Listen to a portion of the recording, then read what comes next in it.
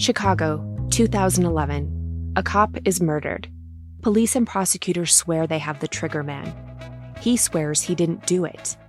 How far will each side go to prove they're right? Like it's just one bombshell after another, where you're like, what? The story of a PlayStation, a brain-eating amoeba, and the relentless pursuit of justice. Off Duty, out now. Listen wherever you get your podcasts. This message comes from Jackson. Taxes aren't something you can only think about once a year. With investments, planning for tax day is year-round. Fortunately, Jackson offers tax-efficient products. Visit jackson.com for more information on how our products can make your tax bill a little bit less painful. Jackson is short for Jackson Financial Incorporated, Jackson National Life Insurance Company, Lansing, Michigan, and Jackson National Life Insurance Company of New York, Purchase, New York. Hello, welcome to the Psych Legal Pop Podcast. This is a podcast where we talk about popular culture through the lens of an attorney and a psychotherapist. I'm attorney Brooke Brigham, and I'm here with my sister, Tess Brigham. And I'm the psychotherapist. Mystery solved. All right. Okay. So, today we're going to talk about the Johnny Depp Amber Heard trial, which I realize is over and has been talked about a lot. But I didn't want too much time to go by without weighing in on this. When the trial was happening, I wasn't paying a lot of attention to it. And I was kind of forced to start paying attention to it because it was everywhere. It was all over social media. And I was just seeing tons of posts and TikToks about it. And it was exclusively all 100% pro Johnny Depp and anti Amber Heard. And so I decided to get interested in it to see what was going on. And boy, yeah, it is a lot. So I just want to start with this because I too didn't know much about it at all. And then when it started to come out and it was everywhere and it was on social media, I like everybody else, were like, oh God, this Amber Heard must be like a crazy what person. a monster. Who is this? Oh my God, hurting poor Johnny Depp. But what was so interesting is because I was doing research for this, and so this is, that her op-ed, which is what started all of this. Right. Her op-ed is called, I spoke up against sexual violence and faced our culture's wrath. That has to change. And her one of her quotes was, I had the rare advantage point of, I can't even read my own writing, of seeing in real time how institutions protect men accused of abuse. So the irony of all of this is that here we are 6 years later, where everything that she just talked about in her op-ed is playing out. Has played out. Yeah. And you're just like, oh, okay, I see now. It's like she proved her own point. Yes. She actually proved Yeah. her original point, which she wrote way back in when I say 2016. She wrote that her original point is true, correct. Yeah. That of course everything that she predicted, everything that happened to her at the time and everything that's happened to her afterwards absolutely positively has been in, as a way of helping men, work on their own backlash against the Me Too movement, which I know you have a lot of info about. Yeah, and this is also a perfect example of celebrity. Mm-hmm. Johnny Depp, he's been in our lives for, 35 years? Yeah, he's 40. Well, no, he was 48 when they married, which No. I think he's now in his 50s. Yeah, he's like 58 now, I believe. Well, she was 25 when they met, and he was 48. When they met. Mm-hmm. Yeah, they didn't get married for several years. And then they met in 2012. So it was 10 years. So she's now 35, he's now 58. So. Yeah. So, yeah, he is beloved. I didn't really realize how much. And I could see how he was beloved up until a point. Mm-hmm. But, the past several years have not been good for him. I think he has, admittedly, he has drug problem, alcohol addiction. So But nevertheless, I mean, people just came to his defense without even knowing any facts. Yep. Which happens all the time. But yeah, so let's just do a quick history. They were married in 2015. They had met several years earlier on a movie set, and they were divorced in 2016. When the divorce was first filed, she accused him of domestic violence, and then a settlement was reached and they each made a statement basically admitting nothing. And, and that was when she pledged, she said that she was going to give her entire settlement, which was reported to be $7 million, to the ACLU and another charity, I think it was Children's Hospital, that were doing things related to domestic violence. And then okay, so this is before the Me Too, Harvey Weinstein, that all happened the next year, 2017. Because that really largely, their little, what happened, it was pretty short, kind of got swept under the rug. And Depp did go on to get cast in, a Harry Potter, to be part of a Harry Potter series. And he was still working, things were fine. And if the Me Too movement hadn't come along, then, it probably just would have gotten swept under the rug and we never would have heard about this again. But in 2018, Depp filed a lawsuit against the Sun tabloid in Britain, and he lost that lawsuit. And basically he was suing for defamation because they wrote something about him and called him a wife beater. Yeah, that was the word. They said wife beater, and that was the issue. Right. So why, from your legal opinion, why did he lose in London, in the UK, and win here in the US? So a couple of reasons. First of all, the case in England was decided by a judge, not a jury. And juries are very emotional. And they are more swayed by stuff like celebrity and opinions that are in the ether. They're swayed by emotions.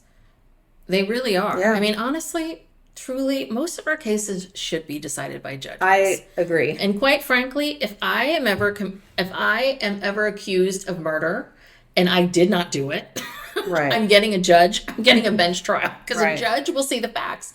If I did do it, and now you all know, I'm getting a jury.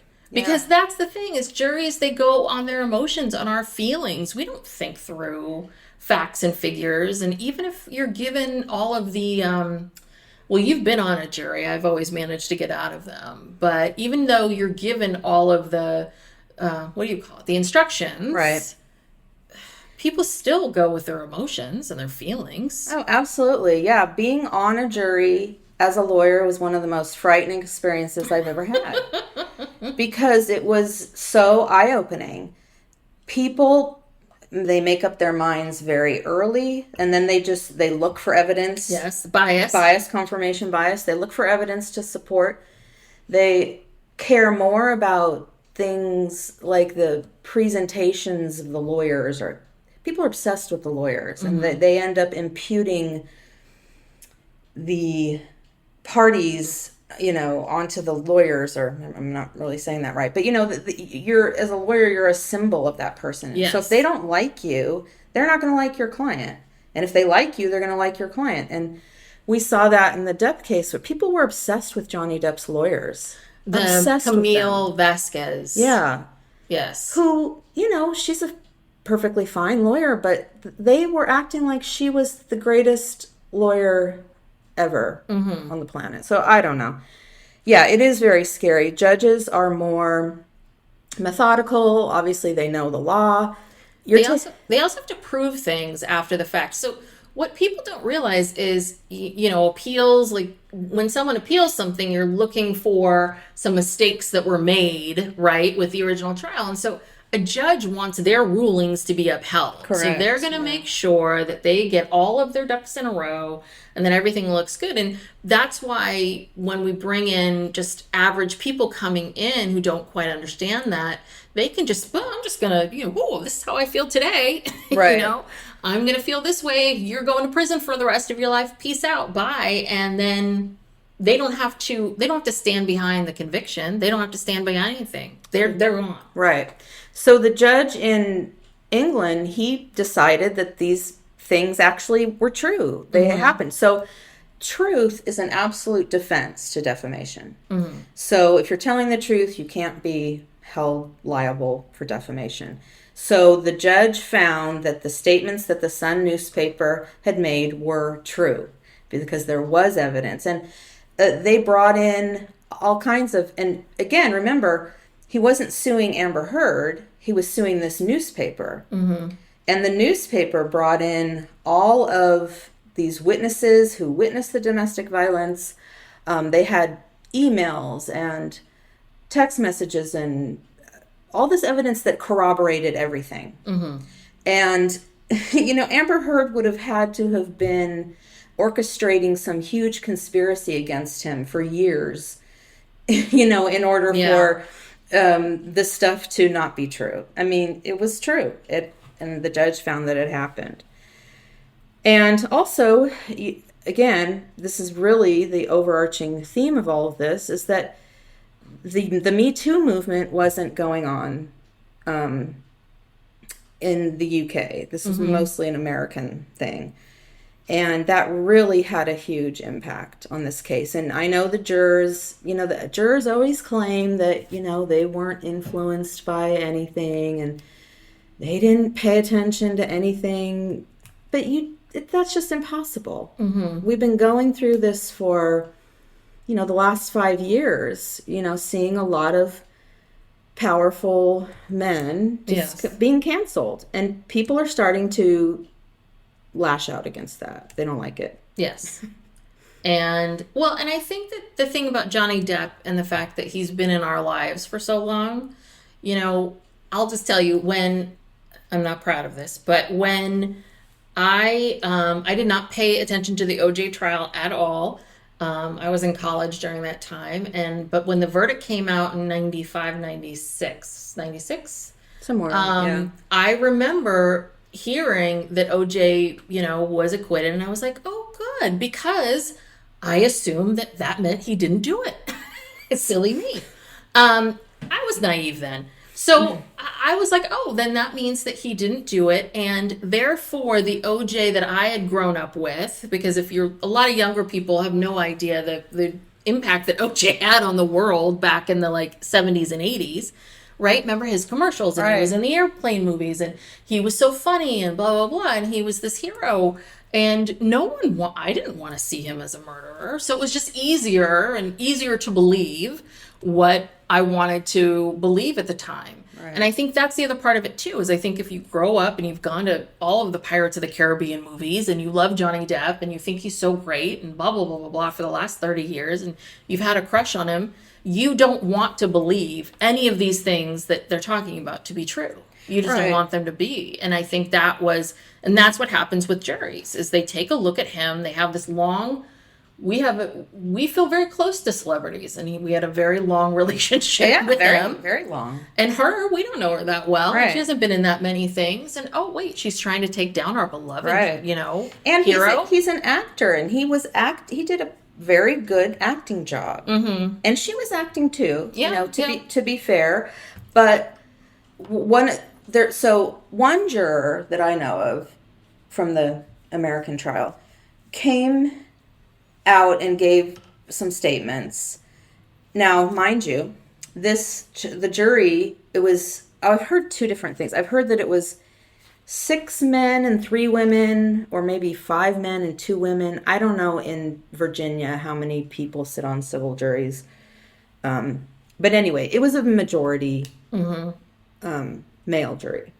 One juror has come out and made some statements, and he basically said that they thought that Amber Heard was acting. Mm-hmm.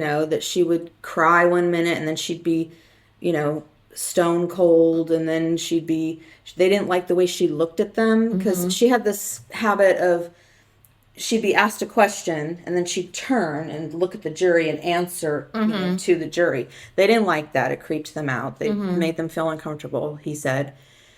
And then he talked about Depp's performance and said that he was basically had a more stable, kind of emotionally stable performance. And so therefore he was more credible. Again, we're just back to emotions. No discussion of the actual evidence. Yeah. It's like, oh, he just gave a better performance than she did. We liked his better. Yes. And he did perform. He would take these long pauses. Oh, God. The long pausing to answer questions. Listening to and then, the thing was then torture. speaking so slowly and... Oh, yeah. People don't talk like that in real life. And so... But you would think that would hurt you, because I found him so irritating on those things of like, well, I want to... It's like, aren't you from Kentucky? Right. It's like this with this English accent. Like, like, what? Okay, fine.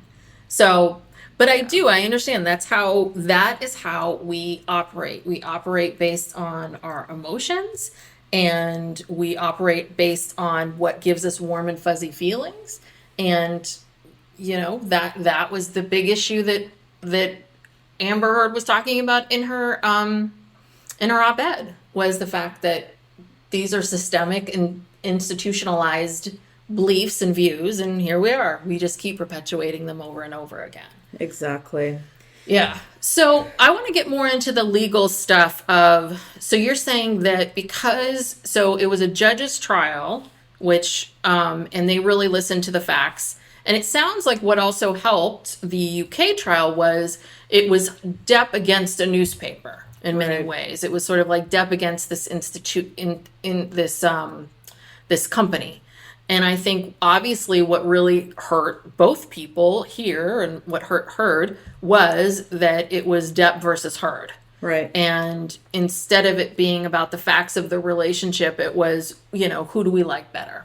Right. And he took the position that he was also a victim of domestic violence from her. Yes. Which, that's a very loaded topic, which we're going to get into. So yeah, I don't know. Do you want to get into that topic? Yeah. I mean, I will say that I do not this is not an area that I specialize in. In order to, for me to get my license, I had to take, a certain number of classes it's called now IPV, Intimate Partner Violence. Right. It's not, so you have to take a certain number of classes in that. You have to learn sort of the basics. And the thing is that it is a subspecialty. People who work in this field and really understand it and work with these kinds of cases, like this is all they do. There are certain things in the mental health world, eating disorders is one, drug and alcohol is another, that you want someone who really understands it, who really specializes in it. And intimate partner violence is one where you have to understand everything that's in play and what the dynamics are in the relationship. And I know that one of the, I guess apparently in the trial, they used a deposition from a Dr. Laurel Anderson. And I guess she worked with them as a couples counselor in 2015. And she basically said that they had, what did she call mutual aggression? Mutual aggression? What is it called? You get the exact I wrote it down, but But basically what this therapist was saying is that they were feeding off of each other. Right. That there was some kind of thing where they were feeding off of each other. The problem with that is that, while maybe, even if, let's just take the stretch that they were feeding off of each other, no matter what, in any relationship, there is always a power differential, right? So if this was a parent and child, and these two people were, feeding off of, the child was, getting in the face of the parent, and the parent's reacting and the child's reacting and back and forth, no one in a million years would turn and say to the child, it's the child's fault. Well, the child's instigating the parent, pushing them and pushing them and pushing them. I think they call it mutual combat. Mutual combat, I believe. But we have, you know, and Brooke and I are both parents, so we know this, where your kid starts to irritate you and push you, but at the end of the day, you're the parent. Yeah, you have the power. You have the power. The buck stops with you. You are the one in charge. You are, you know, you drive this train, and it doesn't really matter what your kid has said or done or whatever it is. It's on you. And this happens in marriages as well. Yeah, you know? Depp was older than her. Twice her age. Right, twice her age. Very rich. Yes. Very famous. Mm-hmm. I mean, very powerful. Very powerful. He Oscar nominated multiple times, you know, on People Magazine, Sexiest Man Alive, multiple times. I mean, he's also stronger than her. So this is at the end of the day, I love that. At the end of the day, I'm sorry, men are always, well, 99% of the time, they are bigger, they are stronger. It's just, it's a joke to think. And I'm telling you too, I've met some little guys that were like maybe my height. I'm 5'5". Well, I was 5'6". Now I'm 5'5". I'm shrinking. And I know that I've met some of these little guys that were maybe my height or maybe even smaller, and you think to yourself, I think I could take this guy. I really do. And then you go in and you try. I remember trying to like wrestle this one guy to the ground. I'm like, oh my God, he's so much stronger than me. Well, it's testosterone. Yes, he is so much stronger. I mean, just so much stronger than me. Yeah. So that's the thing, is that yes, there are some situations where you get a very small man and a very large woman, and you know, maybe in that one instance it is, but you know, every single time men are stronger than women. And, you know, that's the bottom line. He had all the power. He's always had all the power. He's the one, you know, creating all of these, he's the one who has the assistants that are cleaning up after him. Right. And you can see, if you really get into what was happening in this relationship behind the scenes, was that it sounded like his addiction was getting worse and worse. I think he's probably been addicted and doing drugs this whole time, personally. I think that his addiction just got worse and worse and worse and worse and worse as you're going along. That's how alcoholism works. Mm-hmm. Like, people can... It's a progressive disease. Yeah, a lot of people can manage their lives and drink heavily and still get up and go. And he had a lot of people that were covering for him. And because he was the star, everything could get covered for him. And he had assistants that were covering for him, and right? And so it goes on and on and on. And it sounds like Amber had a few people that were in her corner, but her sister being one of them. And then, but nothing like his. Yeah, but I guess she was frightened that Depp was going to hurt the sister and maybe potentially push the sister down the stairs. And, you know, all of these things could happen. And I do think that, you know, we're seeing some mixed messages with former partners, which I think is interesting, because I can believe that he was never violent with Kate Moss. I can believe maybe they had some turmoil, because we had heard about that way back when. Mm-hmm. People remember that there was talk of the two of them having a volatile relationship, and you know, hotel rooms being messed up and all of that. But I think that, you know, if you think about it from this lens, just because he doesn't have 15 other girlfriends that are reporting to you that he's been abusive, doesn't mean that he wasn't abusive in this relationship or in this dynamic. Yeah, because one of his defenses is that, well, I didn't, you know, nobody's ever accused me of this before. Mm-hmm. I got some of my former girlfriends to come in and testify that this never happened to them. But Ellen Barkin testified. That was an exception. Yeah. She and their big excuse was that she testified because he wasn't as interested in her. Like, she was upset because she was, you know. But yeah, he said I rejected her. He said it's impossible for me to just one day in my 40s become an abusive person. And it's like, no, it's not impossible. Mm-hmm. Because there's this perfect storm of things happening. I don't think you had this massive drug and alcohol problem back when you were dating Kate Moss. Yeah. And if you did, maybe things would have been different. I mean, it sounded like his addiction is out of control. Yes. Like, I read that at one point he was paying like a team of doctors and nurses like $200,000 a month to try to keep him sober. Mm-hmm. You know, he was, and then sometimes he would just refuse to get help. And it sounded like when he was on drugs or alcohol, he was very violent. We saw the videos of him, you know, kicking the cabinets in the kitchen and throwing things. And, you know, that's very violent behavior. And that's just a little teeny tiny snippet of what we saw. And she testified that, yeah, he would be high and he would just be tearing up the place. Yeah, trashing hotels or wherever they were staying, and there tons of evidence about all this. And that's the frustrating part, is that there it's not like this is some he said she said and there's no evidence. There's tons of evidence of him being out of control. And also, how does he even remember anything that happened? You know, Yeah. he got up there and testified about, oh no, that didn't happen. I didn't this. Dude, you were completely out of control. High. How do you even know what you did or didn't say? Yeah. Yeah. You that's know? true. I don't, so yeah, and also too, this is, maybe you know something about this, like, people have this idea that domestic violence or intimate partner violence looks a certain way, like it's just this man beating up on this woman. But I think it's probably pretty common that women fight back. Yeah.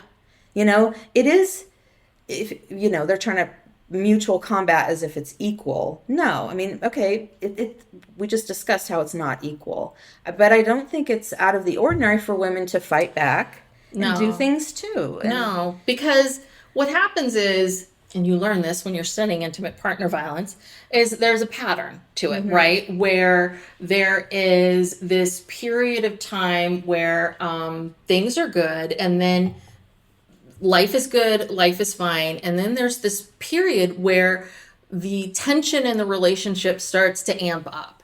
And you can almost like you can get a sense that your partner's starting to potentially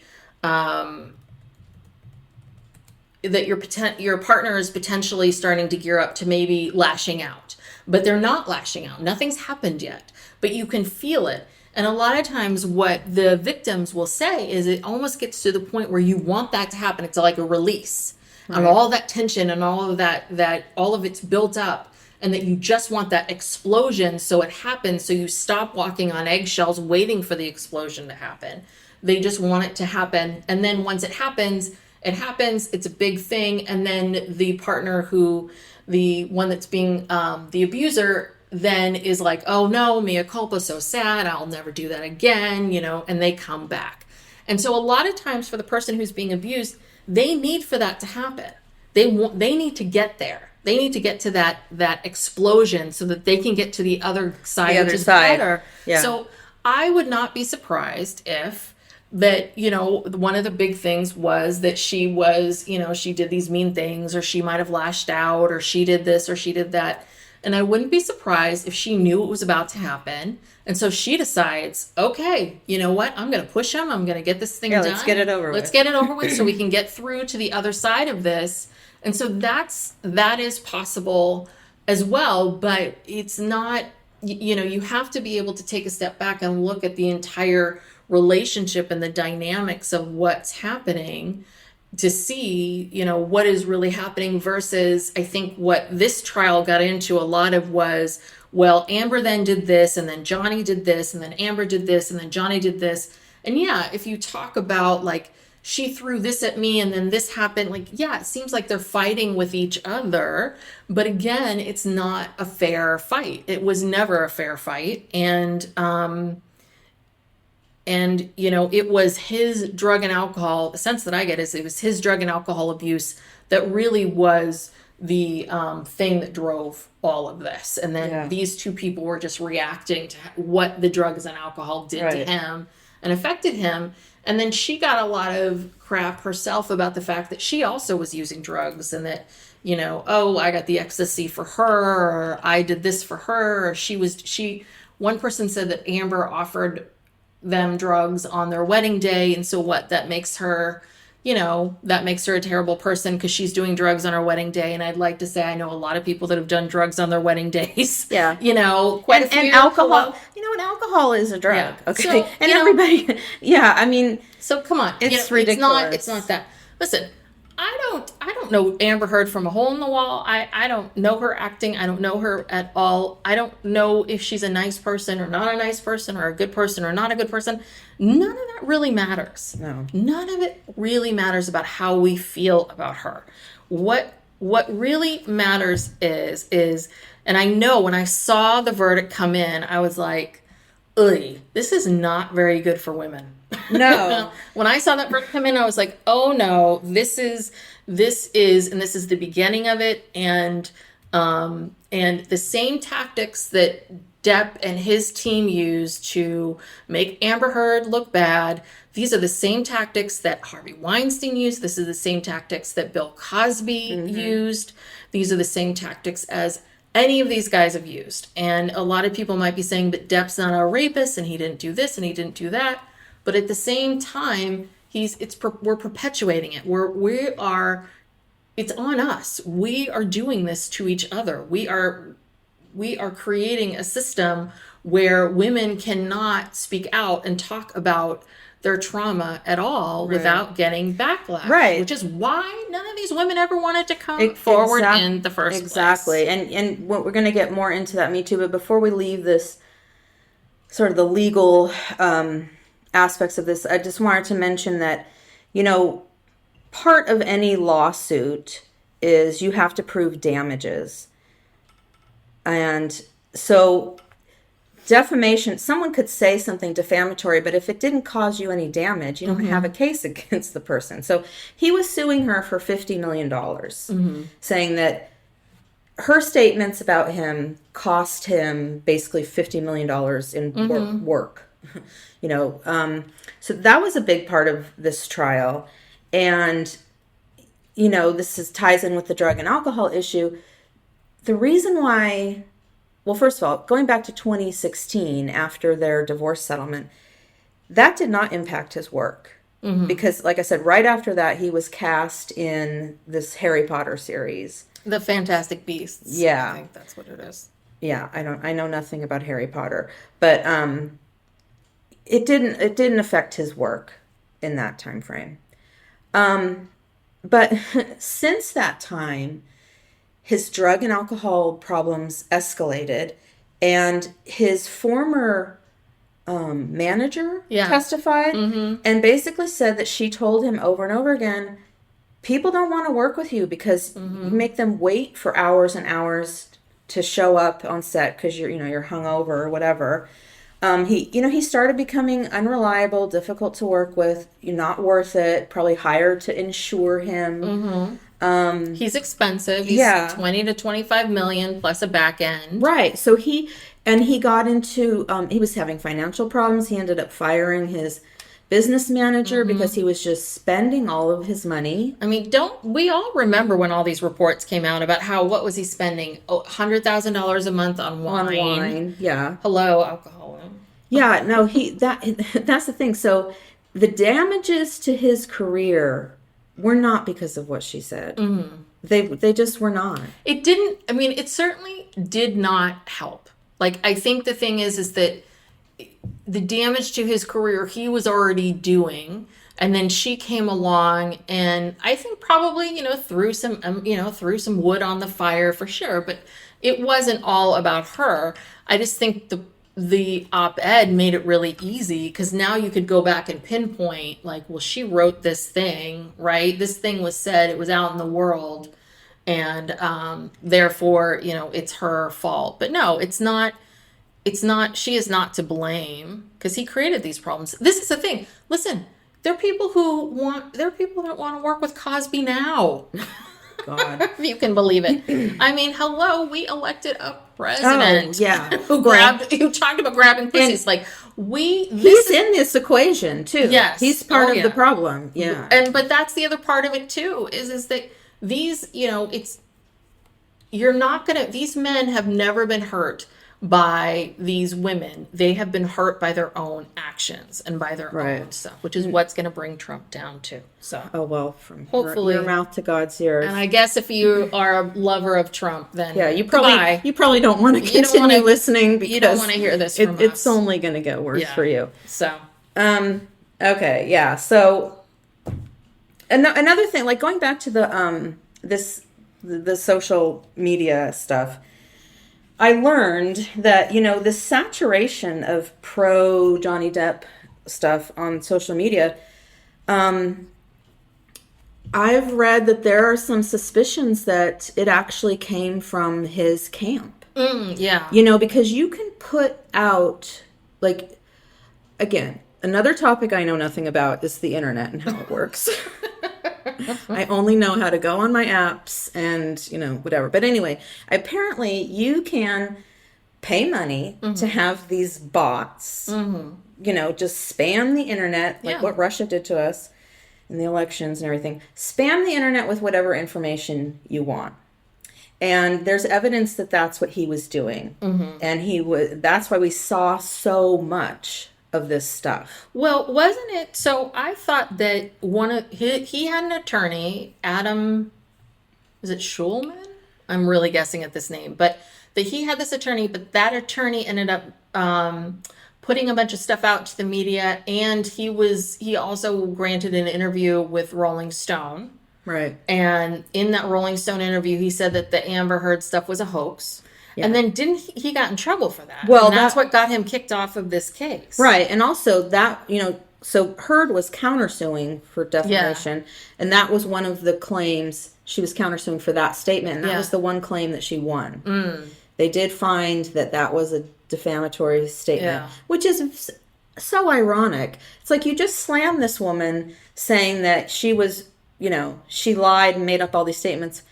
But then you, at the same time, said that this guy calling it a hoax was untrue. So which one is it? So which one is it? I mean, again, juries don't really understand what they're doing. But anyway, and a lot there. So all the feelings are coming up at once. Yes. Brooke is. I am. I'm verklempt. I'm verklempt. I don't even know where to go. Very verklempt. Don't know where to go. Well, so I, of course, was always fascinated by this this doctor that they had on named, what was her name? Dr. Shannon Curry. And I always thought it was very interesting that she is in this public case, and she basically just seemed a little like, I couldn't get what her purpose was or why she was there, but she was the one who, I guess, spent 12 hours with Amber Heard and evaluated her over, I guess, 2 6-hour sessions. And she came up with these diagnoses. The first one was histrionic personality disorder. And then that she also had symptoms of borderline personality disorder. Now, if one thing that came out was that apparently Curry, Dr. Shannon Curry, had dinner and drinks at Johnny Depp's home with a bunch of other people. I don't know who else was there, over a 3 to 4 hour period. Wow. And that it came out that, that she had been fed to pick these particular personality disorders for Amber. And apparently she's also not board certified. I don't know about that one. If anyone has any, come at us. If you have any facts about not being board certified. I don't know how she was able to get this far in the case, but what's so interesting about this is that I guess some of Johnny Depp's texts that have come out since that time, all of these texts that have come out now, he's alluded to borderline. He's alluded to she's borderline, she's this, she's that. So there's been some talk that, they knew what label they wanted to slap on her in order to make her seem like she was this awful person. So the thing is that histrionic personality disorder and borderline personality disorder, they're all part of what they call cluster B personality disorders.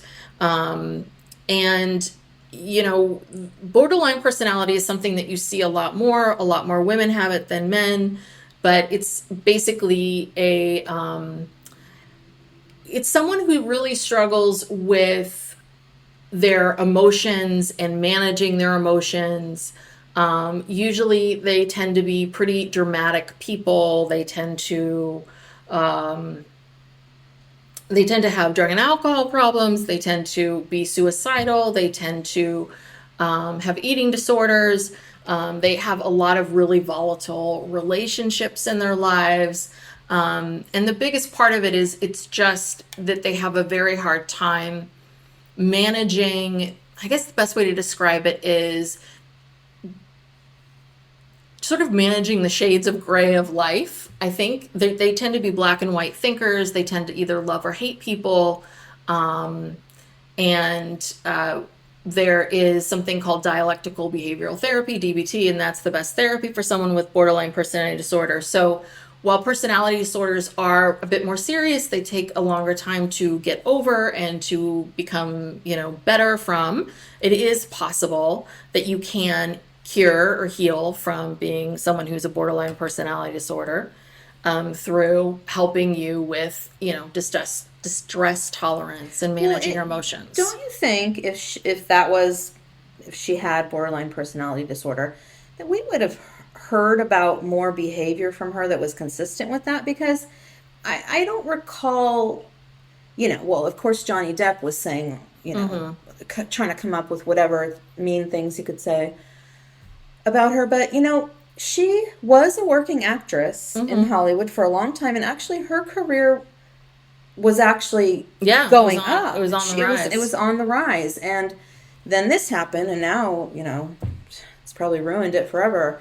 But I just feel like we would have heard more stories or maybe. I don't know. No one's really coming out and saying anything bad about her outside of her relationship with Depp that I've seen. I don't know. Yeah, yes and no. It could have come out. I think that,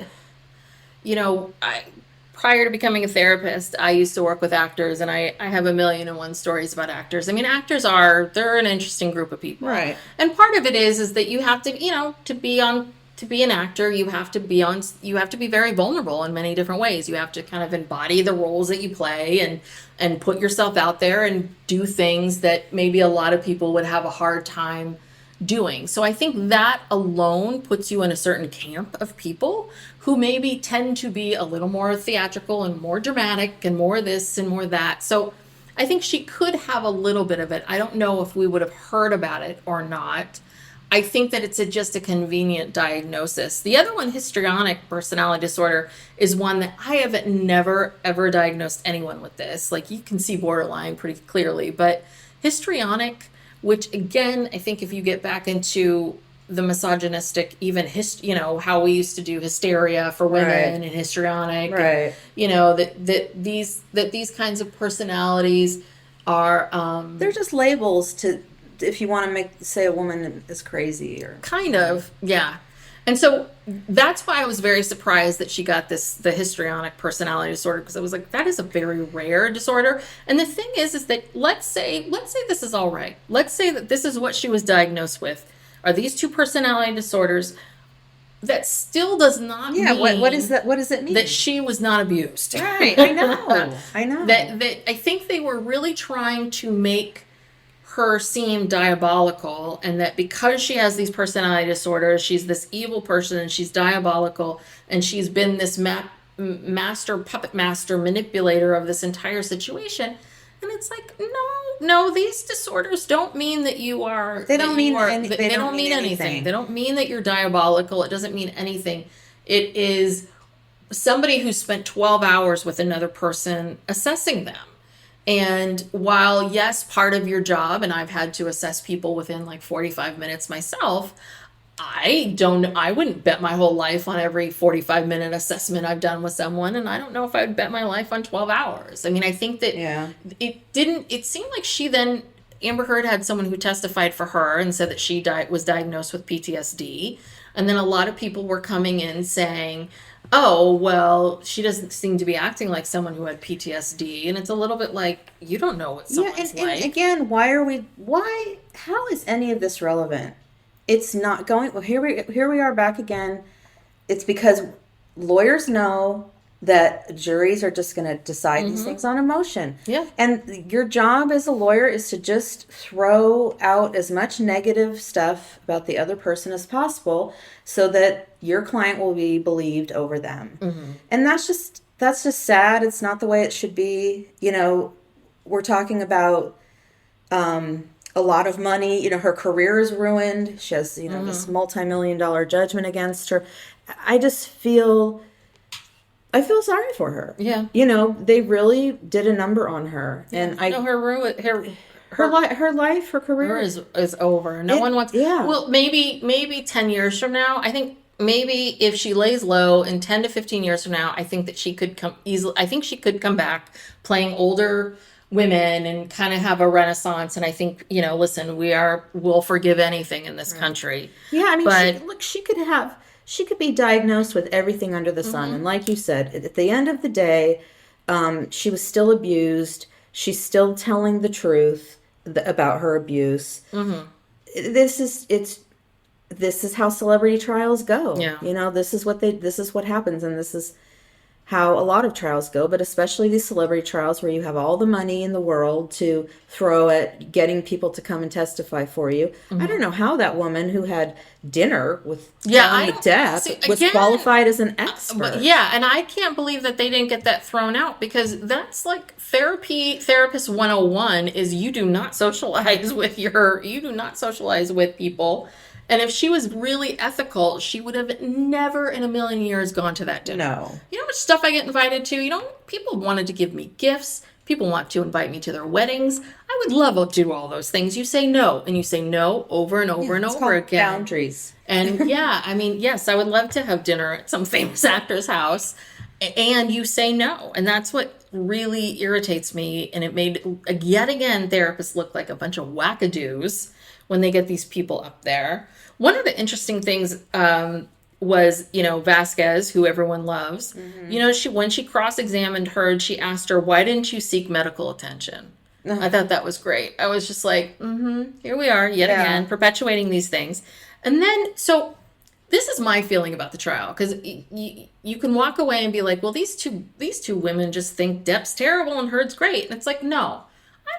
I don't like either of these people. I think wouldn't want to hang out with either of them. They seem like a lot. All right. So that's not the point. The point is that it really doesn't matter how we feel about them or what we think's going on. Is that if you take a step back and you've heard all of the stories and you've heard everything that's been said, why is it that one person is a hero and the other person is a villain? Because those are the black and white narratives we always have to put everything into. Yes. But that's the thing is that why can't we step back and look at this from a larger picture and look at it as two people that were, you know, in a very, very dysfunctional relationship. And one of them decided to share her thoughts in the world, which is why we have a First Amendment. And she decided to put her thoughts and feelings out there. And because she did, now, you know, her whole life is being ruined. And on the flip side, the other person is excelling. But I do think that the tides are turning, because all these texts of Johnny's are coming out, the ones that he sent to another real winner, Marilyn Manson. And you know, I have to say that, like, alone, how can you read one of Johnny Depp's texts and still sort of take a stance and think that he's a good guy? Let me just read a couple of these texts. Oh, good. Okay, these are awful. Yes, you have to really wonder. So this is in a text to this guy, another actor, Paul Bettany. So he texts Paul, he says, let's burn Amber. And then he wrote, let's drown her before we burn her. And then he said, I will fuck her burnt corpse afterwards to make sure she is dead. That was one. And then in a text to Amber's sister, He says, I never want to lay eyes on that filthy whore, Amber. Another text, I'll smack the ugly cunt around before I let her in. He called her a mushy, pointless, dangling, overused, floppy fish market. Oh my God. And this is while they're married. Yes. These were during the good times. Yes, these were the good years. This is before the divorce. But Jesus. that's my feeling about the whole thing is like you have to take a step back and go, okay, so let me get this straight. I've been mad at people. I've had a lot of feelings about various people. First off, would you ever write any of that? Like even the person that you hate the most in the world. No. Think about that person. Absolutely not. And would you ever in a million years put those kind of floppy, I'm going to burn her corpse and fuck her corpse and into a text message and send it off to another human being? I mean, that is like, that's several steps of thinking of it, typing it, hitting send, having to keep engaging in these things. And the fact that we've just bypassed all of this as if this alone isn't god awful and really terrible. Right. It's beyond me. Yeah. And like you said, this isn't a bash Johnny Depp thing. I'm actually concerned for Johnny Depp. Yeah. I think he's really, unless he really gets some help, he's in a very bad place. And, this is just sad. But he does need to be held accountable. Yes. And that's what the whole Me Too movement was about. It's not about bashing men. It's not about punishing men. It's just about holding people accountable for their actions. Because when women do anything wrong, people want them to be held accountable. We just want people to be held accountable. And it would and say, this is not okay. Yeah. Can't do this. But now, that's upset too many people and, now we're backtracking. Yeah. Yeah. Well, anything else? Any other legal things that we need to know? Not really. I mean, I think this is a legally very interesting case. There's a lot of things I'm not going to bore everybody with, but I am interested to see what happens to this case on appeal, where, judges will be reviewing this. Yes. So, I think they're going to be looking at evidence that was either let in or not let in, and whether So who was it that got all of these other things released, these extra texts, all the stuff that we're seeing now coming out? Well, these were all used, I believe, in the trial in England. I mean, they were just discoverable communications. So they must have come out after the trial was over, or someone finally started digging through, because it seemed like after the trial a bunch of stuff started. Oh, there's more. Here's more. Oh, well, there was a lot of evidence that wasn't admitted. Okay, so this is all the stuff that wasn't admitted. I guess so. I'm not sure what you're talking about. You're talking about after this recent verdict, a bunch of stuff came out? Yeah, where they started printing these text messages, more detailed text messages. And stuff. Well, the text messages I just read, I believe those have been out since the UK trial. Oh, Jesus. Okay. Yeah. So, yeah, I mean, you can subpoena this stuff. You can subpoena it straight from the, cell phone company. Ooh, all right. But yeah, people keep their texts, and, various ways to get all this stuff. But in any trial, there's always evidence that the judge decides not to admit for, there's many different reasons. And those are issues you can bring up on appeal.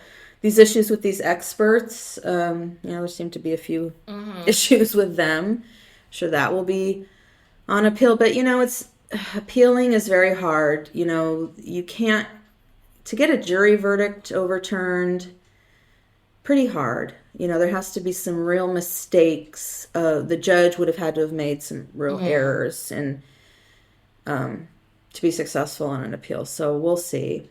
I don't know. It's sad. Yes. No, it is. It is very, very sad. So that is it for this week. Thank you so much for tuning in to Psych Legal Pop Podcast, and we will see you next week. Bye.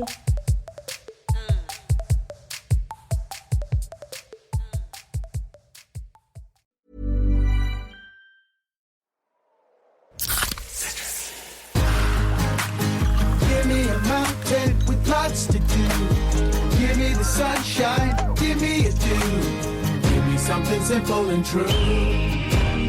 All I need is sunshine and a cool, refreshing Mountain Dew. So give me my good friends, give me a dew. Grab some friends and an ice-cold Mountain Dew today. Mountain Dew.